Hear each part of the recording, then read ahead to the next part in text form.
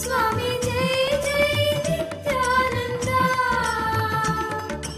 Lokanath Sthita Kasho Bhagavan, Kali Kalpashamagnaanam Nitya Uttarana Chikishaya, Swami Om Jai Nityananda.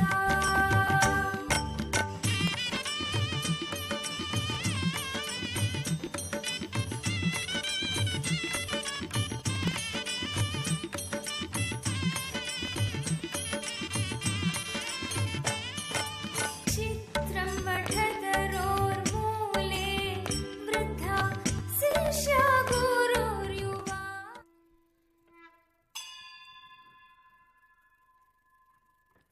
Nityanandam.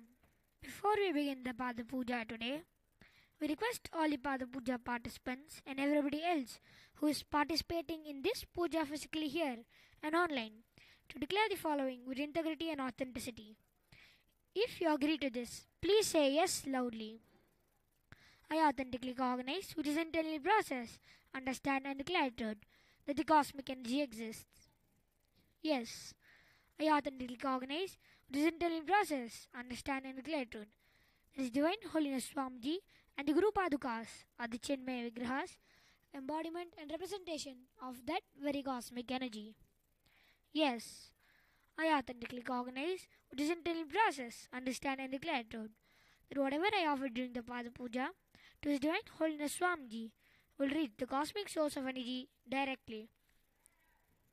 Yes, I authentically cognize, which is internally process, understand and declare truth of Sohamasmi, that even when I worship, I am Him. Yes, let us now enter into the Pratyaksha Pada Puja. The first is the Sadguru Vandanam. Now please take some flowers in your hands, close your eyes and offer the flowers at His Divine Holiness Swamiji's Padukas at the end of the mantra. Nityanandam Paramasukadam Kevalam Jnanamurtim Dvandvatitam Gagana Sadrisham Tattvamasyaadilaksham Ekam Nityam Vimalamachalam Sarvadi Sakshibhutam Bhavatitam Trigunarahitam Sadgurum Tam Namami. The next is the Guru Parampara Vandanam. Now please take some flowers in your hands, close your eyes and offer the flowers at His Divine Holiness Swamiji's Padukas at the end of the mantra. Nityanandeshwara Paramashiva Samarambham Nityanandeshwari Parashakti Madhyamam Asmadacharya Paryantam Vande Guru Paramparam. The next is the Arunagiri Yogeshwara Vandanam. Now please take some flowers in your hands, close your eyes and offer the flowers at His Divine Holiness Swamiji's Padukas at the end of the mantra. Lalate Tripundri Nitilakrita Kasturi Tilakaha Spuranmala Dhara Spurita Katikaupi Navasanaha Dadhano Dustaram Shirasi Fanirajum Chashikalam Pradipas Sarvesham Arunagiri Yogi Vijayate.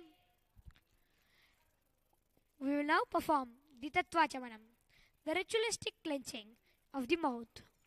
Pour 1 udrini of water from the Panchabhatram into your hand, and while chanting each of the following mantras, internally drink the water that flows through the base of your palm. Om Atma Tattvam Shodayami Swadha. Om Vidya Tattvam Shodayami Swadha. Om Shiva Tattvam Shodayami Swadha. Now chant the following mantra and internally wipe the upper and lower lips twice using the base of the right hand thumb, moving from right to left of the lips. Om Ham Hridayaya Namaha. Now wash on the right hand with the water in the Panchabhatram. The tips of the right hand index, middle and ring fingers touch above the upper lips and below the lower lips. The tips of the right hand index, finger and thumb join together. Touch the right nostril, left nostril. With the tips of the right hand ring finger and thumb joined together, touch the right eye, right ear, left ear. Wash your right hand with the water in the Panchavatram. With the base of the right hand thumb and little finger, touch the navel, right chest, left chest. With all the right hand fingertips together, touch the top of the head, right shoulder, left shoulder, and the heart center. The next is the Shuklam Bharadram. Please take some Akshata in your hand, clench your hand, and tap the sides of your forehead 5 times. Shuklam Bharadram Vishnum Shashivaranam Chaturbhujam Prasannavadaram Dhyayet Sarvavignovashantaye. Pranayama. Continue to keep the Akshata in your right hand. Now closing the right nostril, inhale slowly through the left nostril. Once you have inhaled fully, close both the nostrils and hold the breath inside as long as possible. Exhale through the right nostril slowly. During this inhalation, retention and exhalation, chant the Panchabrahma mantras and Shadanga mantras 3 times internally. Om Hom Ishanamurthaye Namah, Om Him Tatpurushavakraye Namah, Om Hum Aghorhriyaye Namah, Om Him Vamadeva Guhyaye Namah, Om Hum Sadyojathamurtaye Namah, Om Mahamriyaye Namah, Om Him Shirase Namah, Om Hum Shigaye Namah, Om Him Kavachaye Namah, Om Hum Netrebhyo Namah, Om Hastraye Namah, Om Hom Ishanamurthaye Namah, Om Him Tatpurushavakraye Namah, Om Hum Aghorhriyaye Namah, Om Him Vamadeva Guhyaye Namah, Om Hum Sadyojathamurtaye Namah, Om Mahamriyaye Namah, Om Him Shirase Namah, Om Hum Shigaye Namah, Om Him Kavachaye Namah, Om Hum Netrebhyo Namah, Om Hastraye Namah, Om Hum Ishanamurthaye Namah, Om Him Tatpurushavakraye Namah, Om Hum Aghorhriyaye Namah, Om Him Vamadeva Guhyaye Namah, Om Hum Sadyojathamurtaye Namah, Om Mahamriyaye Namah, Om Him Shirase Namah, Om Hum Shigaye Namah, Om Him Kavachaye Namah, Om Hum Netrebhyo Namah, Om Hastraye Namah. We will now enter into the Sankalpa. Now keeping the Akshata in the left palm, closer to the right palm, keep both the hands at the right thigh. Chant the following mantra and then drop the Akshata down at the end of the mantra. Mamopata samasta durita kshayadvara Bhagavat Shri Nityananda Paramashiva Prithyatham Shri Nityanandeshwari Varashakti Sameta Shri Nityanandeshwara Paramashiva Prithyatham Cha Shobhe Shobhane Muhurte Adya Brahmanah Dvitiya Parardre Shri Shvetavaraha Kalpe Vaivaswatamanvantare Ashtavimshatitame Nityayuge Pratame Pade Jambudvipe Bharatavarshe Bharatakhande Meroho Dakshine Pashve Shakabde Asmin Vartamane Vyavaharike Prabhavadhiram Shashtyaha Samvatsaranam Madhye Vikarinama Samvatsare Dakshinayane Lakshmi Venkateshwar Rito Mitunamase Krishna Pakshe Dashamyam Shobhatito Shukravasara Yuktayam Ashwani Nakshatra Shukarmana Yoga Vishtikarana Evam Guna Visheshana Vishishtayam Asyam Shobhatito Shri Kailasonnata Dvadashanta Shyamala Pitharoda Shri Meenakshi Sundareshwara Bhinnaswarupa Parashivaputra Ratna Kumara Guramanya Tulyavatara Shri Parvati Stanyapana Labda Divya Jnana Vishruta Sakala Nigama Gamasara Bhuta Dravida Veda Pravartre Shrimat Paramashiva Karuna Sabadigata Bhukta Vaichadrashraya Nagiyamana Chatra Chabara Shri Chinnakahaladi Samasta Birda Valyalankrita Jnana Vijnana Chakravarti Sarvajana Sangha Sadhyo Nirvana Diksha Vyayapa Varga Varsha Vishrana Jimota Paramata Kalabakesari Shaiva Siddhanta Sthapanacharya Shri Rajadiraja Pandya Maharaja Guru Kshapana Shakyadi Mahandakara Nivarana Jnana Bhanu Vikshana Narhara Dvajochedana Purvaka Shrimat Rishabhadvajasthavaka Shaiva Samaya Katre Sarvajna Pitharuda Shri Jagadguru Shri Jnana Sambandha Deshika Swami Vagisha Sundara Manikya Vachaka Swamina Avatara Bhuta Shri Jnana Sambandha Swami Punarudhrita Shyamala Pita Mahasamsthana Jnana Samraja Shasaka ಸರ್ವಜ್ಞಪೀಠಾರೂಢ ತೃಣವತ್ಯುತ್ತರದ್ವಿಶತತಮ ಗುರುಮಹಾಸನ್ನಿಧಾನ Kailasa ಪರಂಪರಾಗತ ಸೂರ್ಯವಂಶ ಸರ್ವಜ್ಞಪೀಠ ಸುರಾಂಗಿ ಸಾಮ್ರಾಜ್ಯ ಶಾಸಕ ಮಹಾನಿರ್ವಾಣಿ ಪೀಠಸ್ಯ ಅಷ್ಟೋತ್ತರ ಸಹಸ್ರ ಶ್ರೀ ಮಹಾಮಂಡಲೇಶ್ವರ ಅಟಲಪೀಠಸ್ಯ ಅಷ್ಟೋತ್ತರ ಸಹಸ್ರ ಶ್ರೀ ಅಟಲಪೀಠಾಧೀಶ್ವರ ಧರ್ಮಮುಕ್ತಿ ಸ್ವರ್ಗಪುರ ಸ್ವರ್ಣಪೀಠಸ್ಯ ತ್ರಯೋವಿಂಶ ಗುರುಮಹಾಸನ್ನಿಧಾನ ಶ್ರೀಮತ್ ಪರಮಹಂಸ ಪರಿವ್ರಾಜಕಾಚಾರ್ಯವರ್ಯ ಸಚ್ಚಿದಾನಂದ ಪ್ರಣವ ಸ್ವರೂಪ ಶ್ರೋತ್ರಿಯ ಬ್ರಹ್ಮನಿಷ್ಠ ನಿತ್ಯೋತ್ಸವ ನಿತ್ಯ ಮಂಗಲ ನಿತ್ಯ ಕಲ್ಯಾಣ ನಿತ್ಯ ನಿತ್ಯಾನಂದ ಪೀಠ ಮಹಾಸಂಸ್ಥಾನ ಮಹಾಸಿಂಹಾಸನ ಪೀಠ ಕತ್ರೆ ಕೈಲಾಸ ಪುನರುದ್ಧಾರಕ ಜಗದ್ಗುರು ಶ್ರೀಲ ಶ್ರೀ ಭಗವತ್ ಶ್ರೀ ನಿತ್ಯಾನಂದ ಪರಮಶಿವ ಶ್ರೀ ಜ್ಞಾನ ಸಂಬಂಧ ದೇಶಿಕ ಪರಮಾಚಾರ್ಯ ಸ್ವಾಮಿನಾಂ ಪ್ರೀತ್ಯರ್ಥಂ ತೇಷಾಂ ಪಾದಾರವಿಂದಯೋಃ ಭಕ್ತಿ ಸಿದ್ಧ್ಯರ್ಥಂ ಗುರುಕೃಪಾ ಕಟಾಕ್ಷ ಸಿದ್ಧ್ಯರ್ಥಂ ಕ್ಷೇಮಸ್ಥೈರ್ಯ ವೀರ್ಯ ವಿಜಯ ಆಯುರಾರೋಗ್ಯ ಐಶ್ವರ್ಯಾನಾಂ ಅಭಿವೃದ್ಧ್ಯರ್ಥಂ ಧರ್ಮಾರ್ಥ ಕಾಮ ಮೋಕ್ಷ ದುರ್ವಿಧ ಫಲ ಪುರುಷಾರ್ಥ ಸಿದ್ಧ್ಯರ್ಥಂ ಮಮ ಸಮಸ್ತ ದುರಿತೋಪಶಾಂತ್ಯರ್ಥಂ ಸಮಸ್ತ ಮಂಗಲ ಅವಾಪ್ತ್ಯರ್ಥಂ ಭಗವತ್ Shri Nithyananda Paramashiva ಪ್ರಸಾದೇನ ಸಕುಟುಂಬಸ್ಯ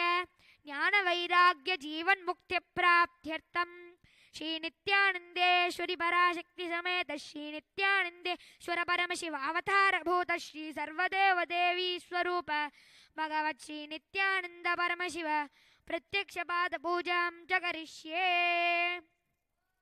Now wash your right hand with the water in the Panchapatram. Om Avaupasprisya. The next is the Ghantanada. Now please ring the bell with the left hand loudly as you chant the following mantra.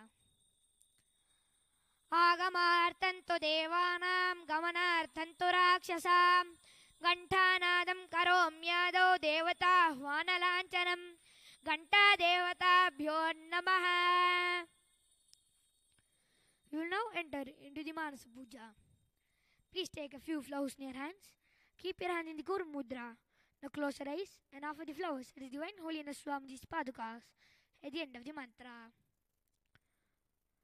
Om Rit Padmamasanam Dadyat Sahasra Rakshatamritaihi Padyam Charanayor Dadyat Manastu Arigyam Nivedayet Tena Amritena Achamaniyam Snaniyam Tena Chasmritam Akashatattvam Vastram Syat Gandhasyat Gandhatatvakam Chittam Prakalpayet Pushpam Dhopam Pranan Prakalpayet Tejastattvam Cha Deepartam Naivedyam Syat Sudham Buddhihi Anahatadvanirghanta Vayutattvam Cha Chamaram Sahasraram Bhavechatram Shabdatattvam Cha Geetakam Nrityamindriya Karmani Chanchalyam Manasastata Sumekalam Padmamalam Pushpam Nanavidam Tata Amayadhyir Bhava Pushpaihi Archayet Bhava Gocharam Amayam Manahankaram Aragam Amadham Tata Amohagam Vadam Vancha Advesha Akshobhaghau Tata Amatsariyam Alobhancha Dasapushpam Vidurvodaha Ahimsa Paramam Pushpam Pushpamindriya Nigraha Daya Pushpam Kshama Pushpam Jnana Pushpam Cha Panchamam Iti Panchadashair Bhava Pushpaihi Sampujayet Bhagavantam Shri Nityananda Paramashivam. We will now enter into the Upachara Puja. The first offering is the Asanam. Now please take some flowers and akshata in your hands and offer it at His Divine Holiness Swamiji's Padukas at the end of the mantra. Asanam Om Sarvabhutantarastaya Sarvabhutantaratmane Kalpayam Yupaveshartam Asanam Te Namo Namaha. Om Hrim Idam Suvarnasanam Sarvadeva Devi Swarupaya Bhagavate Shri Nityananda Paramashivaya Namaha. The next offering is Swagatam. Now please take some flowers in your hands and offer it at His Divine Holiness Swamiji's Padukas along with the mantra. Swagatam ॐ शान्तत्वात् सर्वकर्तृत्वात् भावो परति कारणात् शिव उक्तो महातन्त्रे मन्त्रविद्भिः सदाशिवः तस्मै शिवाय गुरवे वीतरागकलाय वै अमेयत्वादनन्तोऽयम् अजत्वा च प्रकीर्तितः यस्य दर्शनमिच्छन्ति देवाः स्वाभीष्टसिद्धये तस्मै ते परमेशान स्वागतं स्वागतं प्रभो अद्य मे सबलं जन्म जीवनं सबला क्रियाः स्वागतं यत्त्वया तन्मे तपसां फलमागतम् ॐ ह्रीं सर्वदेवदेवी स्वरूप भगवन् श्रीनित्यानन्द परमशिव स्वागतं सुस्वागतं ते. The next offering is Padyam. Now please take another new water in your hands and offer it at His Divine Holiness Swamiji's Padukas at the end of the mantra. Padyam Om Yad Bhaktilesha Samparkat Paramananda Samplavah Tasmai Te Parameshana Padyam Shuddhaya Kalpaye Om Hrim Etat Padyam Sarvadevadevi Swarupa Bhagavate Shri Nityananda Paramashivaya Namaha. The next offering is Arghya. Now please take the sacred conch in your hands and offer it at His Divine Holiness Swamiji's Padukas at the end of the mantra. Arghyaha Om Durvakshatasamaayuktam Bilvapatram Tathaparam Shobhanam Shankapatrastam Grahanargyam Maheshwara Om Hrim Eshwargyaha Sarvadevadevi Swarupaya Bhagavate Shri Nityananda Paramashivaya Swaha. The next offering is Achamaniyam. Now please take another drink of water in your hands and offer it at His Divine Holiness Swamiji's Padukas at the end of the mantra.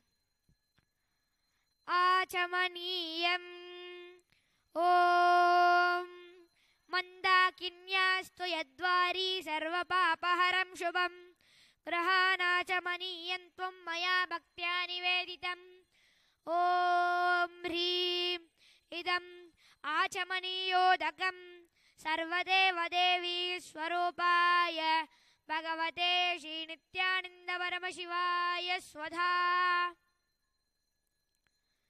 The next offering is Madhuparkaha. Now please take the Madhuparka and offer it at His Divine Holiness Swamiji's Padukas at the end of the mantra. Madhuparkaha Om Sarvakalmashanashaya Paripurnashuddhatmakam Madhuparkamimam Deva Kalpayami Prasidame Om Hrim Yesha Madhuparkaha Sarvadevadevi Swarupaya Bhagavate Shri Nityananda Paramashivaya Swadha. The next offering is Gandhatailam. Now please take the Gandhatailam, the scented oil in your hands, and offer it at His Divine Holiness Swamiji's Padukas along with the mantra. Gandhatailam Om Sneham Grahana Snehena Lokanam Hitakaraka Sarvalokeshu Shuddhastvam Dadami Snehamuttamam Om Hrim Idam Gandhatailam Sarvadevadevi Swarupaya Bhagavate Shri Nityananda Paramashivaya Nivedayami. The next offering is Snaniyam. Now please take another drink of water in your hands and offer it at His Divine Holiness Swamiji's Padukas at the end of the mantra. And please ring the bell as you do so. Snaniyam Om Idam Susitalam Vari Swacham Shuddham Manoharam Snanartham Te Maya Bhaktya Kalpitam Pratigrihyata Om Hrim Idam Snaniyodakam Sarvadevadevi Swarupaya Bhagavate Shri Nityananda Paramashivaya Nivedayami. The next offering is Vastram. Now please take the offering of clothes in your hands and offer it to His Divine Holiness Swamiji's Padukas at the end of the mantra.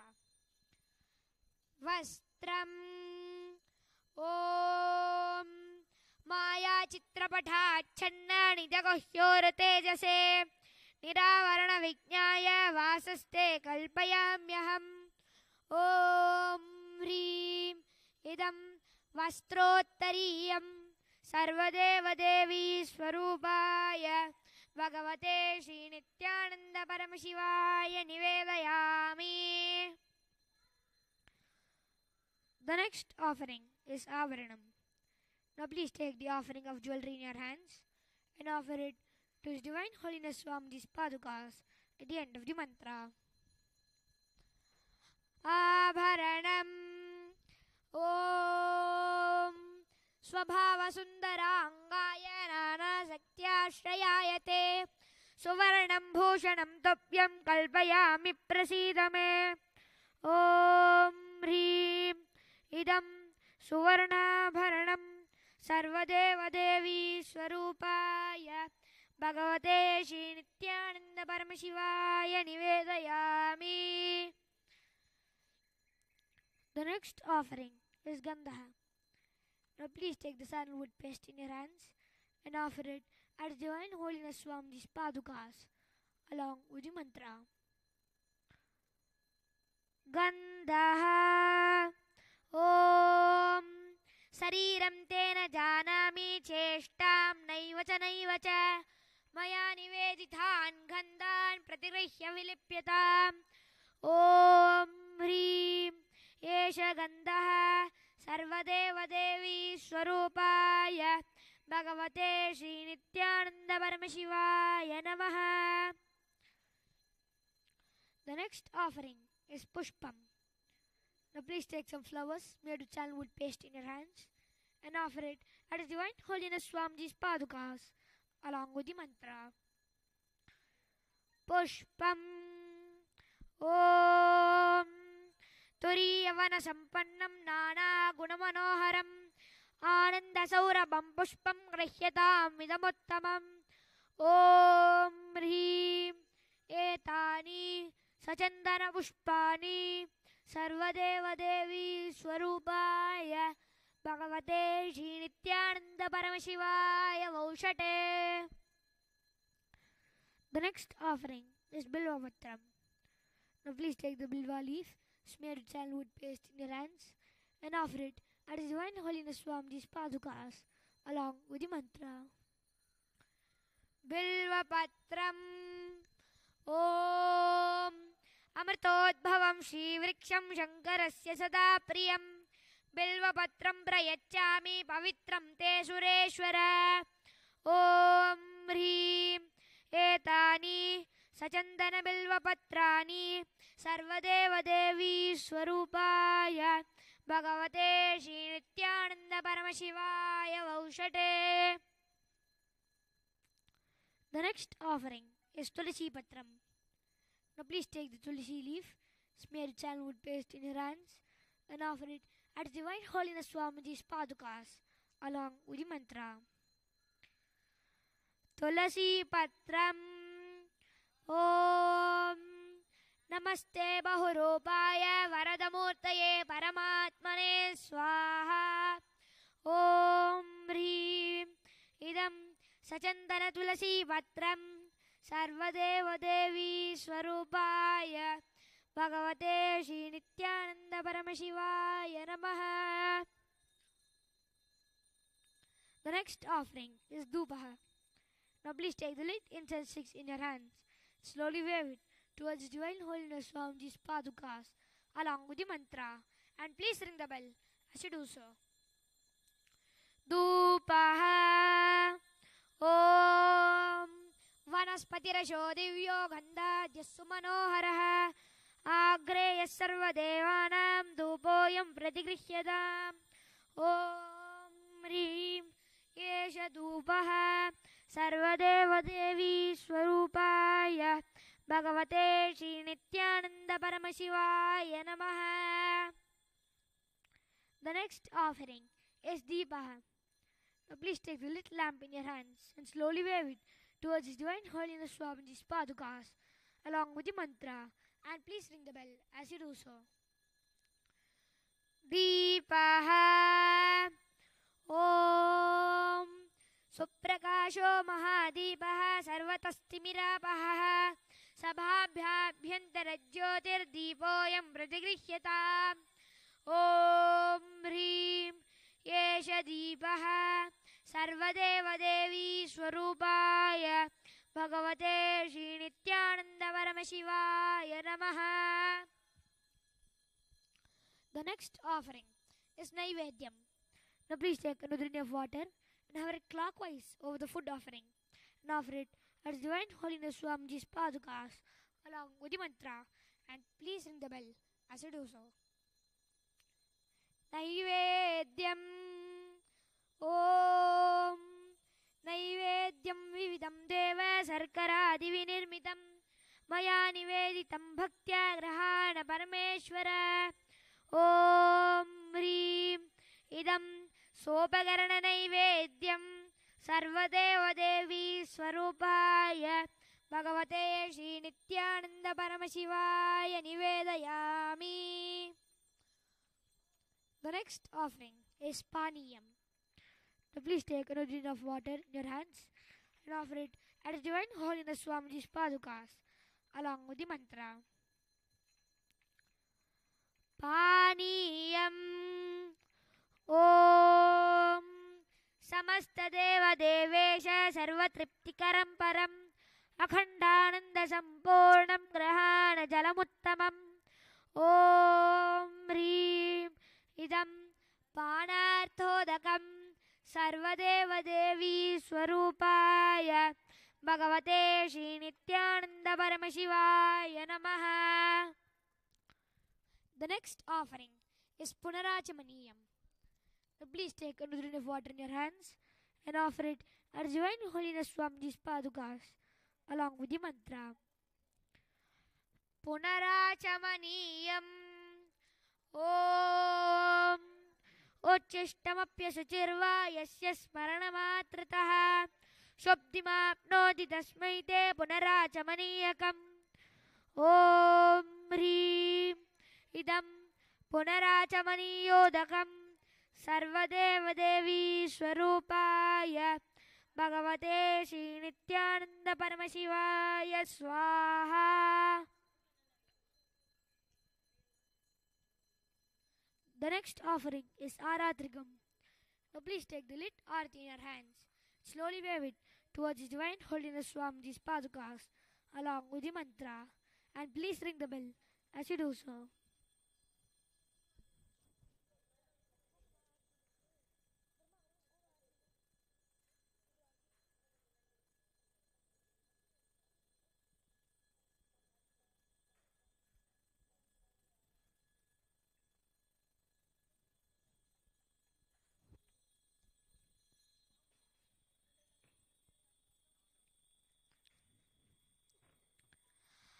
Aratrigam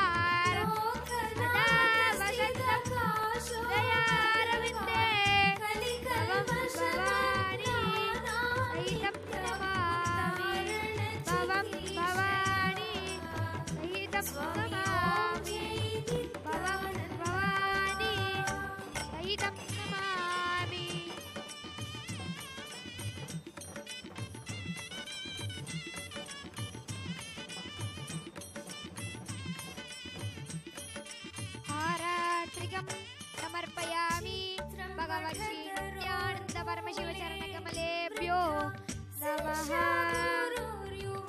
The next offering is Pushpanjali. Please take a few flowers in your hands. Close your eyes to the end of the mantra and offer the flowers as divine holiness from this podcast. At the end of the mantra, Pushpanjali. Gurur Brahma, Gurur Vishnu, Gurur Devo Maheshwara, Gurur Sakshat Parabrahma, Tasmai Shri Gurave Namaha. Akhandamandalakaram Vyaptam Yena Characharam Tatpadam Darshitam Yena Tasmai Shri Gurave Namaha. Ajnanatimirandasya Jnananjana Shalakaya Chakshurunmilitam Yena Tasmai Shri Gurave Namaha. Aneka Janma Samprapta Karma Bandha Vidahine Atmajnanam Dadanena Tasmai Shri Gurave Namaha. Mannata Shri Jagannatho Madhura Shri Jagadguruho Mamatma Sarvabhutatma Tasmai Shri Gurave Namaha. Ishvaro Gururatmeti Murti Veda Vibhagine Vyomavadvyapta Dehaya Dakshinamurtaye Namaha. Nityanandam Paramasukadam Kevalam Jnanamurtim Tattvaditam Gaganasadrisham Tattvamasyaadilaksham Ekam Nityam Vimalamacharam Sarvadi Sakshibhutam Bhavaditam Trigunarahitam Sadgurum Namami. Pushpanjalim Samarpayami Bhagavad Shri Nityananda Paramashiva Charana Kamalebhyo Namaha. Om Nityanandam. Swami Om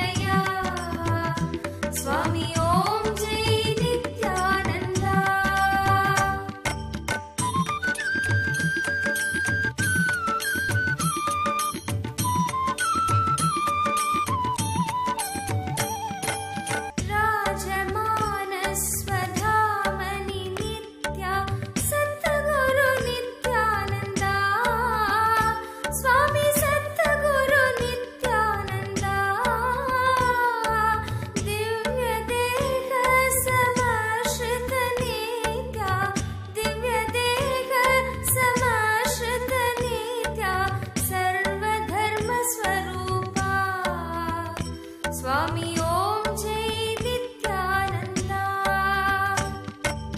ओम जय नित्यानंदा स्वामी जय जय नित्यानंदा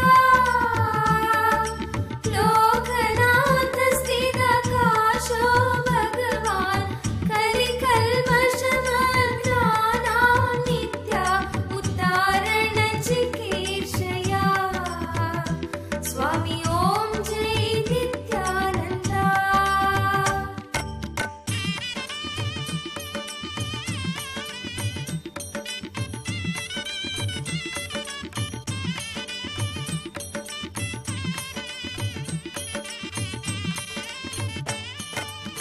सर्वधर्म प्रणेतारं नित्या धर्मग्लानि विनाशकं स्वामी धर्मग्लानि विनाशकं साधु मित्र शिव नित्यानन्दं साधु मित्र शिव नित्यानन्दं शान्तं नमाम्यहम् स्वामी जय जय नित्यानन्दम्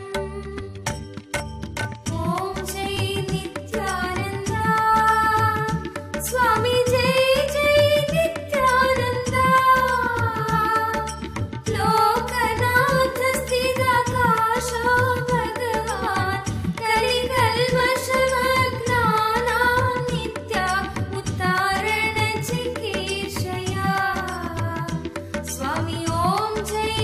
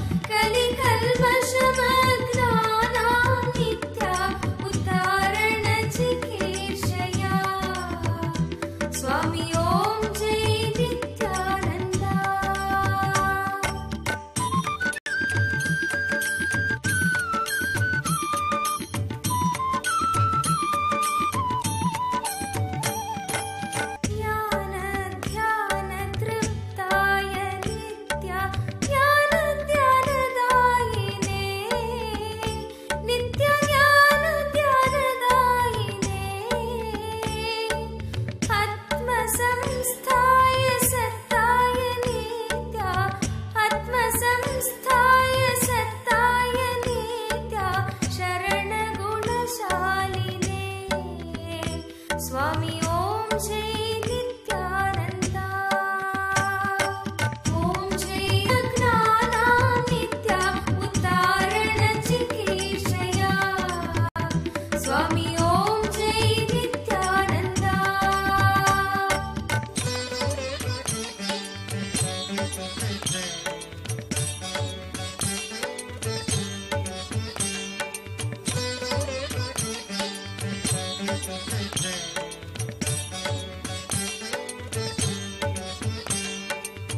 सर्वदेवी स्वरूपाय नित्या सर्वदेव स्वरूपिणे नित्य सर्वदेव स्वरूपिणे विरक्ति भक्ति नैर्मल्य नित्या विरक्ति भक्ति नैर्मल्य नित्या भूति मंगलकारिणे स्वामी ओम जय नित्यानंद